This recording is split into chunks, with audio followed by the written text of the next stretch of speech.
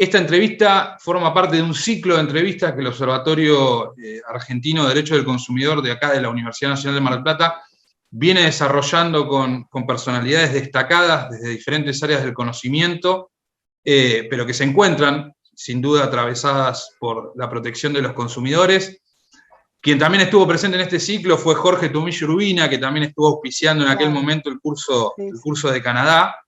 Pero bueno, también participaron filósofos, licenciados en marketing, otros abogados, en fin, todas ramas del conocimiento que, reitero, se encuentran atravesadas por la protección de los consumidores y nuestra idea es, de alguna manera, tratar de enriquecernos con esas diferentes ópticas.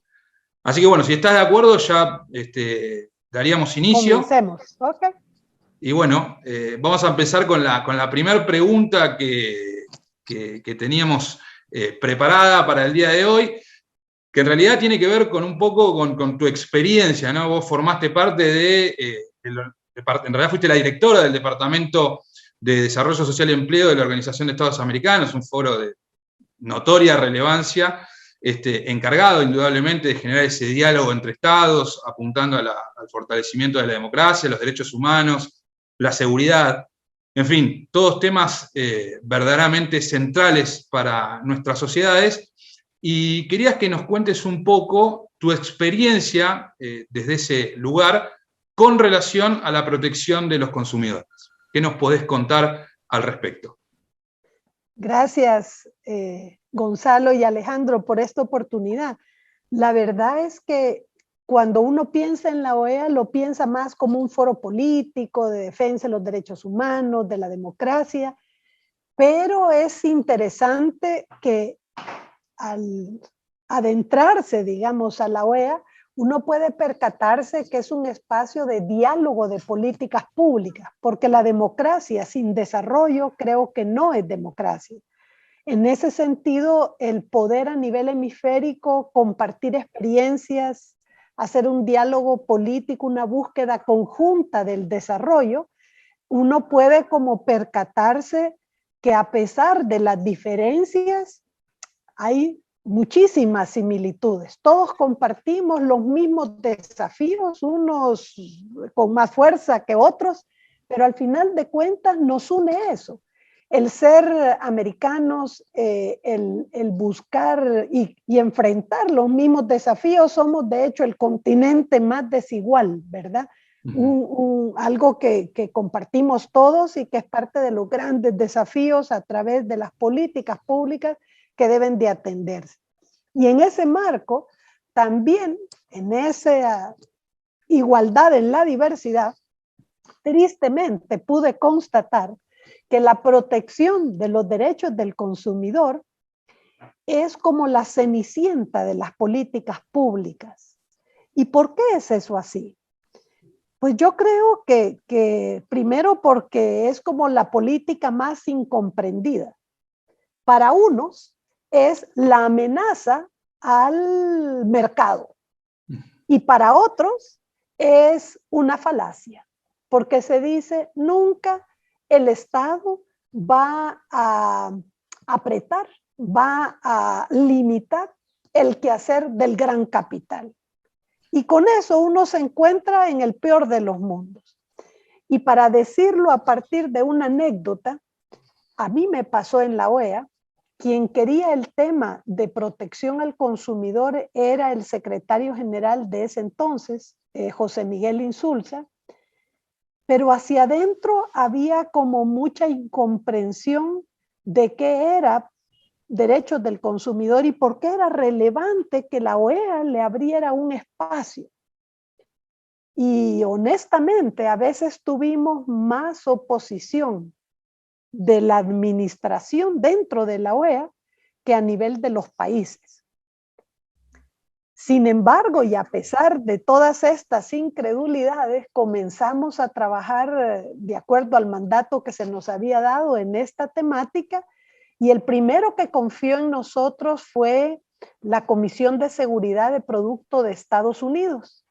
Y ellos nos apoyaron mucho en este proceso Y casualmente, en un evento de ellos encontramos a gente de la Universidad de Barcelona, creo que era así, y comenzamos a platicar y decidimos hacer un programa de capacitación para las autoridades del consumidor de las Américas y aprovechar a la CEP, a la Comisión de Seguridad de Producto, que tiene unos laboratorios magníficos, para hacerlo parte de esa experiencia. Y fue muy interesante porque a partir de estos procesos de formación hicimos 4 cursos de formación, pero serias, con currículum y demás, y esto permitió ir compartiendo experiencias de los países y conformando sus propios sistemas nacionales de protección aquí al consumidor, pero vinculado al consumo seguro. Que una de las cosas que evidenció este trabajo es que, por ejemplo, los productos que se desechaban en Estados Unidos por problemas de seguridad eran enviados a nuestros países y consumidos por nuestros consumidores, como que si los consumidores fueran de segunda. Entonces, creo pues que al trabajar juntos a nivel hemisférico, eso te permite identificar similitudes, generar sinergias entre el trabajo de unas autoridades y de otras en favor pues de una mejor tutela de los derechos de los consumidores. Pero sí creo, resumiendo esta primera intervención, que la política de protección al consumidor en general en la mayoría de nuestros países es la cenicienta de las políticas por estar en ese entrecruce de caminos entre la perspectiva de los consumidores que no confían en la capacidad de regular el mercado por parte de las autoridades y del lado de los empresarios muchas veces de verlo como una amenaza. Evelyn, Sí. tú que estás en Centroamérica, que Centroamérica ha tenido una participación, digamos, desde los procesos del año 86 de reorganización de la paz en la región y que ha contribuido y ha desarrollado políticas públicas y también ha apuntado al reconocimiento de los derechos de los consumidores en los distintos países que integraron, que empezó con el proceso Contadora, con Esquipulas y Centroamérica realmente ha sido, creo yo, un modelo de seguridad democrática después de haber pasado procesos complejos y en la región, y toda esa proyección que ha tenido en el desarrollo de los derechos del consumidor hoy. ¿Cómo consideras que esas herramientas se pueden transmitir o si consideras que se están transmitiendo en el ámbito del derecho al consumo hacia la región, sobre todo de América del Sur, donde más allá de la identidad cultural, la identidad de problemática, en alguna medida, no sé hasta qué punto hemos llegado a desarrollar todas esas políticas en la región, Argentina, Uruguay, Chile, Paraguay y demás?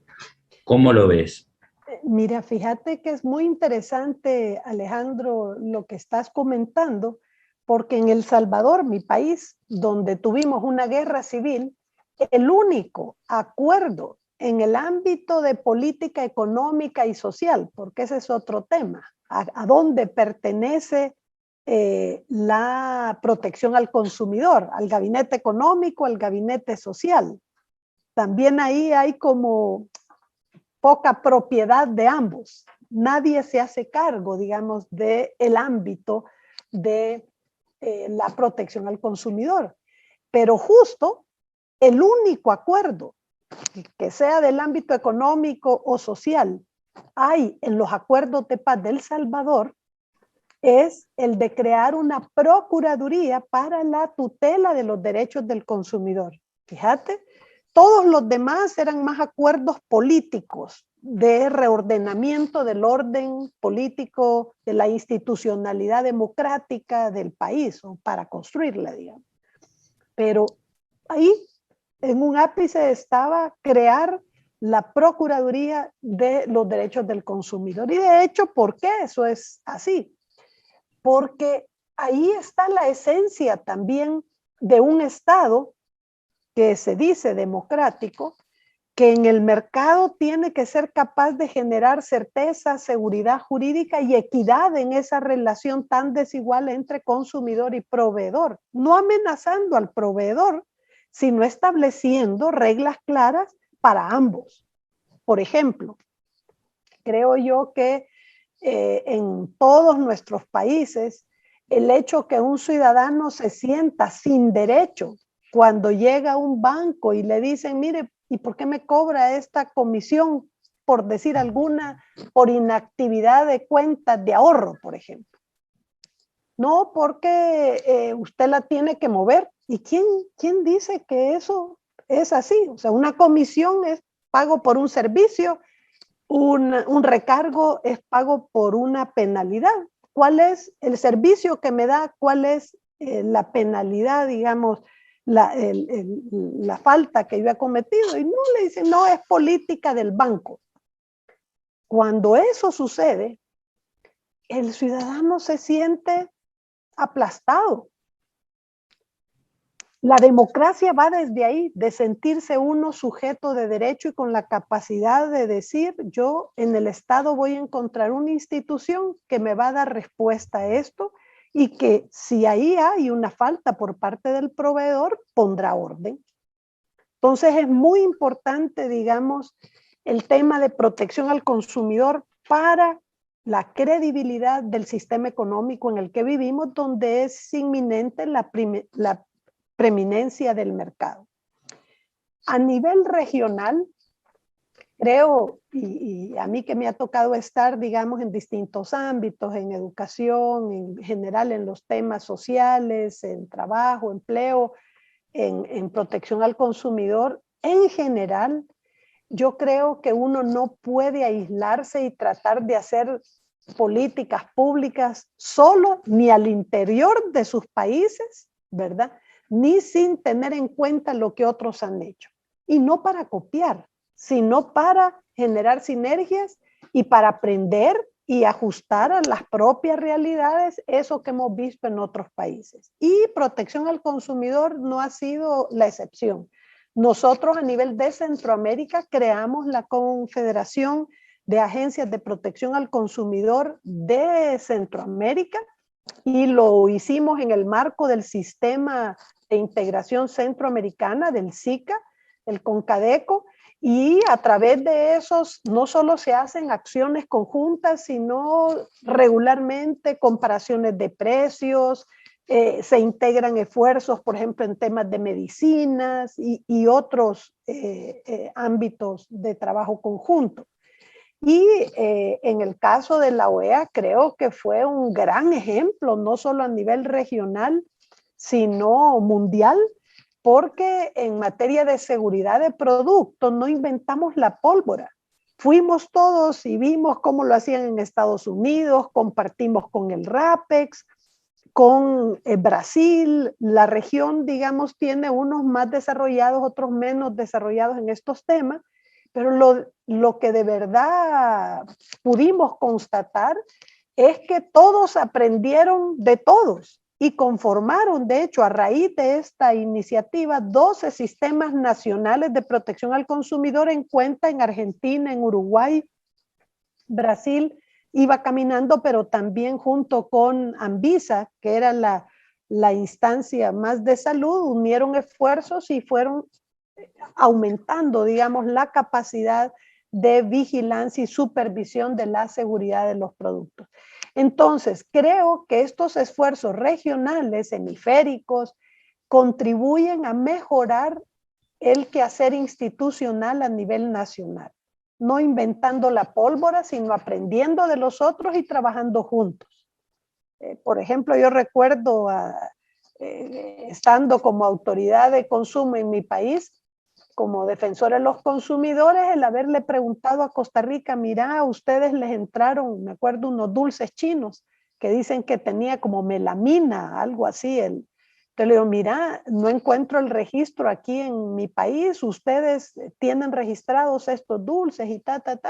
Sí, me dice, y ya me pasó el registro y pudimos ubicar mejor los productos y sacarlos del mercado. Entonces creo que además de esta colaboración operativa, uno puede, digamos, también enriquecer su quehacer con este trabajo en conjunto, no solamente por la seguridad de productos o en general por la protección al consumidor, sino, creo yo, para darle robustez al sistema económico en el que vivimos, donde el mercado sea un espacio donde haya certeza, seguridad jurídica y equidad en esa relación consumidor y proveedor. Y ahí es el gobierno el que tiene la labor de regular para que no se den abusos en el mercado y que la democracia también penetre el ámbito económico.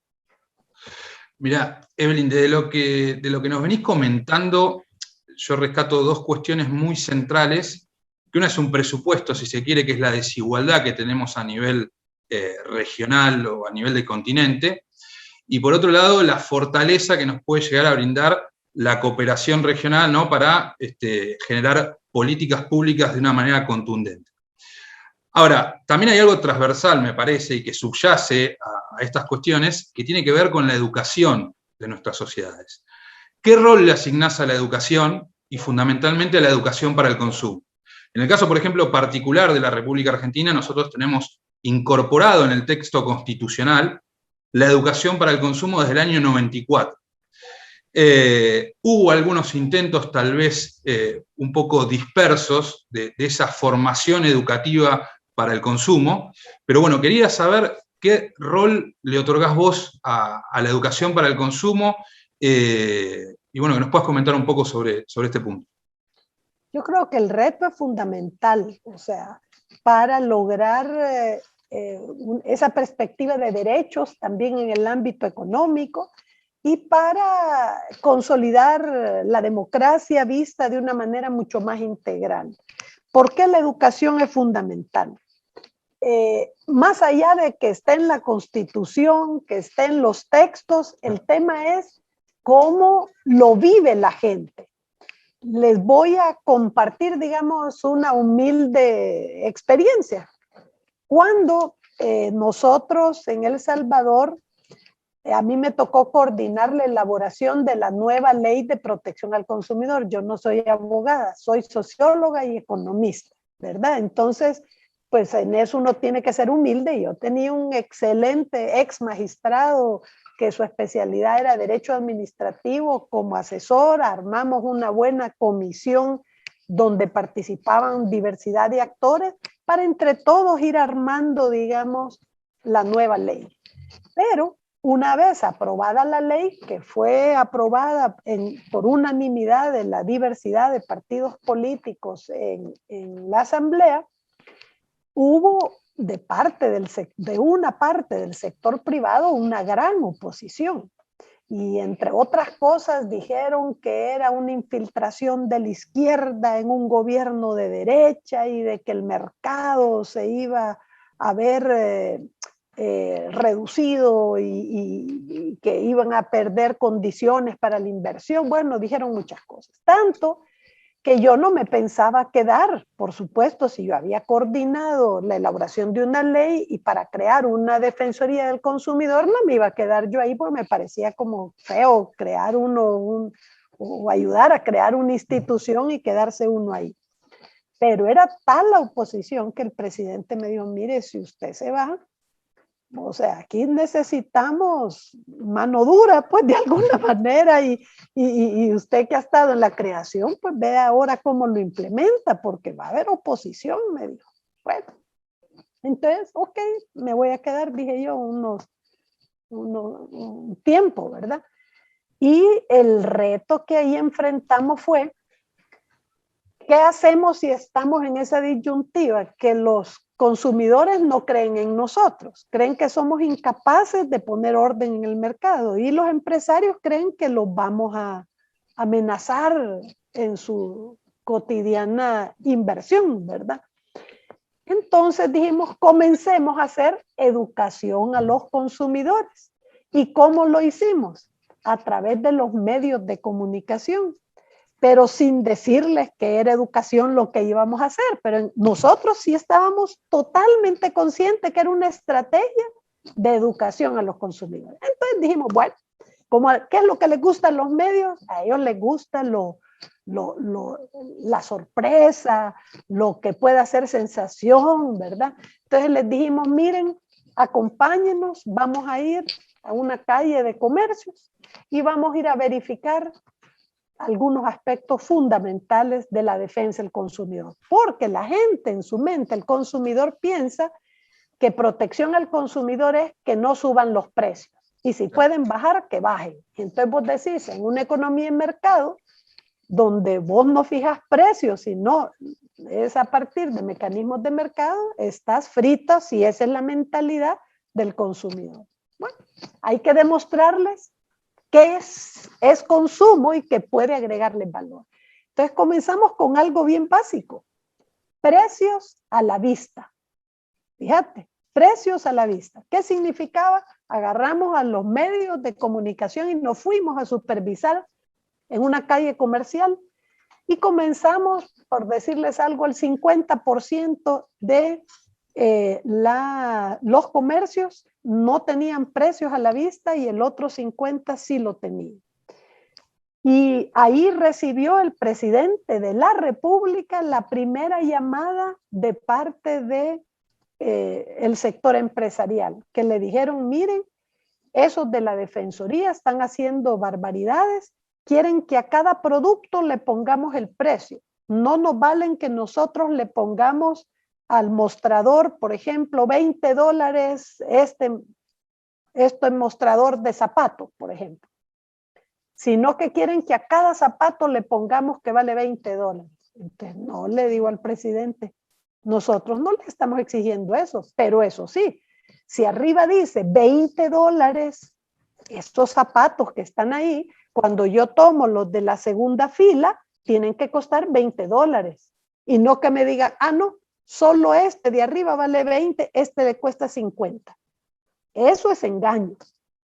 Entonces, ven una cosa tan sencilla, pero a través de los medios de comunicación íbamos nosotros mostrando que precios a la vista, fechas de vencimiento, eran elementos fundamentales en esa relación que le dan certeza y seguridad jurídica al consumidor. Y así como eso, otros aspectos, digamos, que fuimos desarrollando, pero como un proceso de educación al consumidor y al proveedor también. Después de que no nos quería el sector empresarial y nos miraba como una amenaza, en un congreso que ellos suelen hacer y que hacen encuesta entre los asistentes para evaluar la institucionalidad, después que la defensa del consumidor era la amenaza, salió como la tercera institución mejor evaluada por parte de ellos, solo después de la iglesia, y no me acuerdo cuál era la segunda, y nosotros éramos la tercera. O sea, la educación al consumidor y al proveedor es fundamental. Y creo también que en ese mismo marco la fortaleza institucional y la dignidad de la institución debe de ser fundamental. ¿En qué sentido? Para que sea creíble esa educación al consumidor y que tenga su impacto, la institucionalidad tiene que funcionar y tiene que dar muestras de que va en serio. En esa misma línea, pesos y medidas. Nosotros teníamos un reglamento centroamericano que tenía más de 15 años de existir y nunca se había aplicado así, pública y transparentemente. Lo hicimos y al final acabamos dando nombres, incluso de empresas internacionales que le faltaban gramos al pan, al jabón, ¿verdad? Y que quisieron hacer presión incluso a nivel centroamericano para que, por ejemplo, no se evaluara el peso en el punto de venta, sino en la fábrica, porque perdí humedad, por ejemplo, el jabón, y nosotros les dijimos, pero ustedes tienen bien medido cuánto pierde. La idea es cuánto le llega al consumidor y que el consumidor pueda decir, ah, bueno, este jabón que pesa 100 gramos es igual a este otro que pesa 100 y la diferencia es el precio. Pero si uno pesa 100 y dice 100 y el otro dice 100 pero pesa 80, eso es competencia desleal también. Entonces, son cosas básicas, pero que ayudan a darle certeza, seguridad jurídica y equidad en esa relación consumidor-proveedor, y que ayuda también a los proveedores, que eso es importante. Sí. Evelyn, estaba bien pensando también, ¿no? En el sistema nosotros tenemos el proveedor, el consumidor, el mercado. Tenemos ese preconcepto de que el mercado es mala palabra cuando es parte necesaria del sistema. Pero frente a esta economía que en este momento, digamos, que está globalizada, que muchas veces es hasta descarnada, sobre todo en nuestra región, ¿no? Y la situación de los consumidores hipervulnerables, que cada vez aumenta, digamos, de manera exponencial. ¿Qué ves vos o qué mejores niveles de protección podemos encontrar en el ámbito regional para tratar de equilibrar precisamente el sistema, ¿no? Porque frente a tantas desigualdades que se dan en toda la región, y sobre todo para la protección de los hipervulnerables, ¿no? Definitivamente que en un mundo globalizado, la protección al consumidor también tiene que globalizarse. Tenemos que trabajar juntas la diversidad de autoridades, porque lo que en un país se sanciona, debemos de vigilarlo también en los nuestros.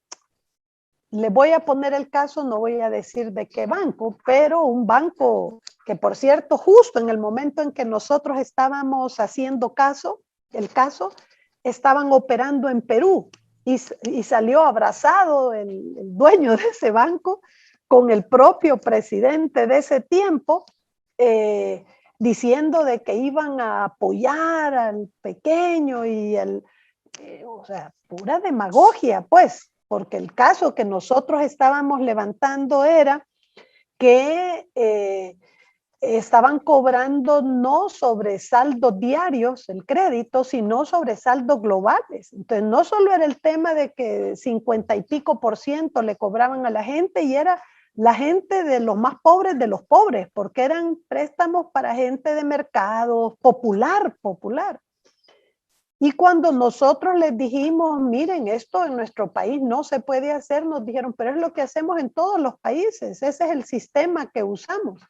Para no aburrirlos, logramos, por un caso que fue que nos hizo la alerta, logramos devolverle a la gente más de $8 millones, que cuando comenzamos el proceso, llegó el gerente país, después el gerente centroamericano, después llegó el vicepresidente de ese grupo internacional, después llegó el propio presidente del grupo a querer persuadirnos, y por supuesto visitaron también al superintendente financiero y al presidente de la República. Gracias a Dios, todos apoyaron nuestra decisión de, mire, eso no se hace y no se puede hacer.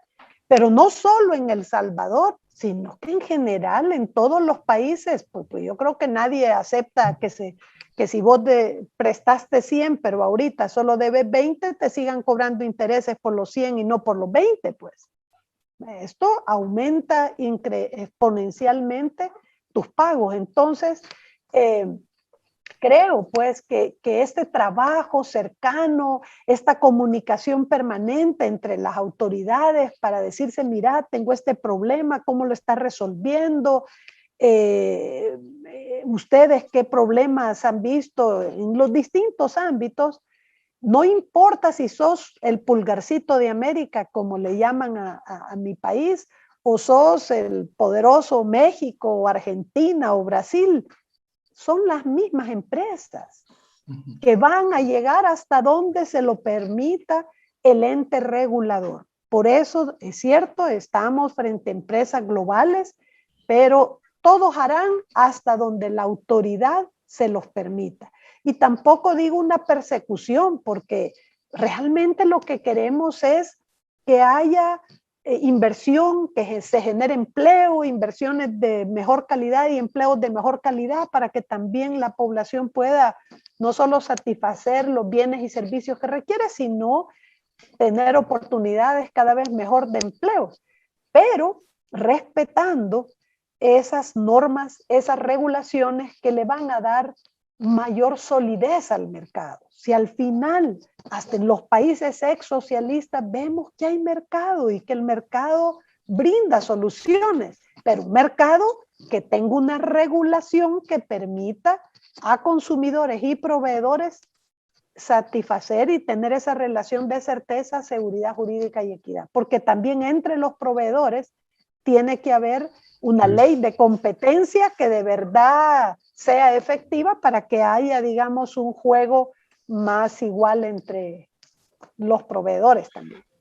Esto que decís, Evelyn, de alguna manera incluso se puede replicar en los desafíos que nos propone la modernidad, entendida, ¿no?, como este nuevo mundo tecnológico que en realidad uno no sabe muy bien dónde vive, si vive en el mundo físico o vive en red, porque bueno, indudablemente los proveedores de Internet, y lo digo de manera transversal, son organizaciones que ya de por sí, digamos, tienen una posición dominante en ese mercado digital, con la particularidad de que sortean fronteras. O sea, una de las particularidades que tiene el mundo digital es lo absoluto del tiempo, porque en el mundo físico, digamos, de alguna manera nos encontramos limitados, pero también la magnitud de no contar con un territorio delimitado. Entonces creo que desde ahí se deben replicar los esfuerzos regulatorios para tratar de captar este fenómeno y, si se quiere, regular de alguna manera o tender a maximizar la protección de los consumidores en ese ámbito, que yo en lo personal es algo que vengo tratando de investigar y de descifrar cuál es la mejor manera. No sé qué opinión nos podés brindar vos al respecto en este nuevo contexto digital. Mira, yo creo que temas sensibles como la protección de datos es fundamental, ¿verdad? Y ahí también tenemos que tender a armonizar nuestros esfuerzos regulatorios, porque eso es un tema global, no es un tema nacional. Entonces, exacto, ahí es para mí vital.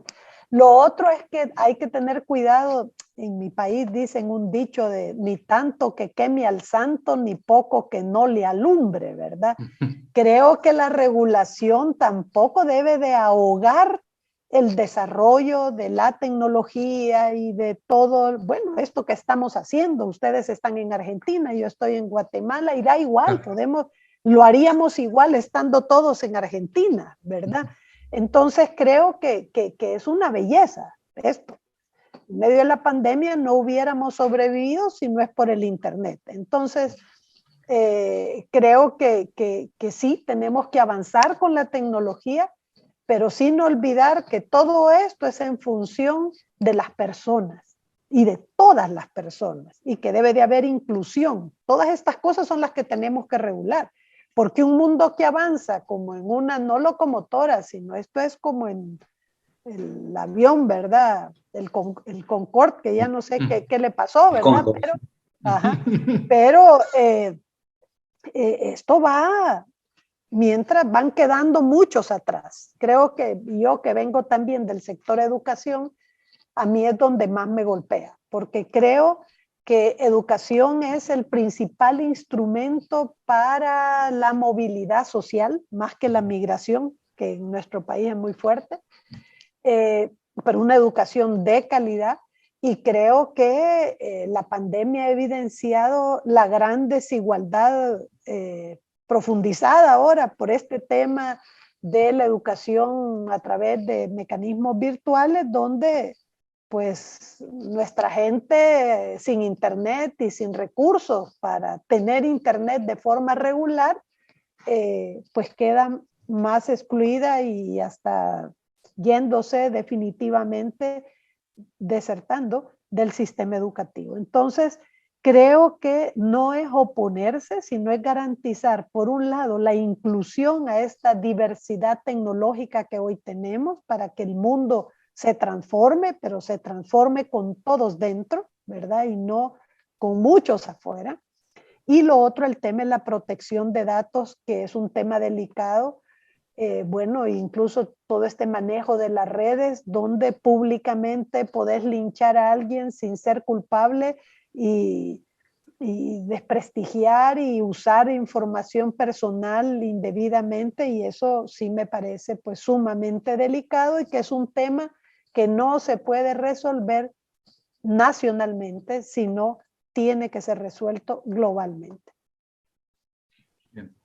Es el gran desafío que tenemos, creo, como humanidad y como personas, porque es el avance, o sea, este avance en la tecnología, lo mismo que pasó con la medicina, la bioética. Hoy nos enfrentamos al gran dilema del hombre, de cuánto vamos a avanzar, y en el tema también de la inteligencia artificial, que hoy se pone, y en el ámbito también de la relación del consumo. Y bueno, son los grandes desafíos que tiene el hombre, creo, en este contexto mundial, y tienen los países. Y como decís, Evelyn, tenemos que tratar de aprovecharlo en el buen sentido. Y bueno, ¿hasta dónde llegaremos? Ese es el gran dilema, ¿no? Sí. Claro. La telemática y la biotecnología como las grandes herramientas de la evolución, digamos, y del desarrollo, no puede hacerse sin también una perspectiva ética humanista. Pues no estoy hablando de religiones, sino más bien de valores que guíen ese desarrollo. Bueno, Evelyn, que no se tiene que perder, como decías, el punto de vista de la, no se tiene que perder la persona, porque a través de todo, porque a mí una de las preguntas o de los grandes interrogantes en la inteligencia artificial, en la máquina que te responde, en el proveedor que no te atiende, sino que te tiene ahí, y hacia dónde vamos y hasta dónde llegaremos, ¿no? No nos tenemos que olvidar fundamentalmente de eso, de que está la persona. Hay un instrumento que a mí siempre me gusta destacarlo y lo llevo en cualquier ámbito que me toca trabajar, y es que ayuda también a ubicar el para qué de los servicios públicos en general, pero igual es el mercado, ¿verdad? Y son las cartas de derechos para usuarios de servicios. Yo creo que eso es importante tanto a nivel privado como de los servicios públicos, que ubican correctamente al proveedor y en concreto al que atiende al consumidor, porque no es necesariamente el dueño de la empresa, ¿verdad? Lo ubica en el sentido correcto del para qué de su institución o de su empresa. Tiene sentido si es para ese cliente que tiene enfrente. Y en el caso de los servidores públicos, es fundamental como, bueno, y la palabra lo dice, ¿verdad? El servidor público tiene la obligación de darle servicio a esa población. Y es esa población la que con sus impuestos está pagándole, digamos, su salario. Por tanto, como hacer conciencia de el para qué del servicio público que es ese usuario, y esas cartas de derechos, porque es hacer sentir que el que llega ahí va como sujeto de derecho. No va a pedir una limosna que le entreguen una certificación, es su derecho, ¿verdad? Y el otro tiene la obligación de cumplir con ciertos estándares de servicio, los que logre, pero transparentes. Si un hospital público se tarda 3 horas en darle una atención de emergencia, ok, que ponga que en no más de 3 horas. Y eso le da una sensación ya de derecho al usuario que llega y dice, bueno, yo sé que ahí en 3 horas a más tardar me van a haber atendido. Y luego tener un mecanismo de control social que permite ir evaluando ese desempeño. Eso creo que son herramientas en un mundo global, en un mundo masificado, que permiten no omnipresencia del Estado en todos lados, sino el empoderamiento de los consumidores, de los usuarios de servicios públicos para poder también exigir un derecho en el mercado, un derecho en las instituciones públicas prestadoras de servicios.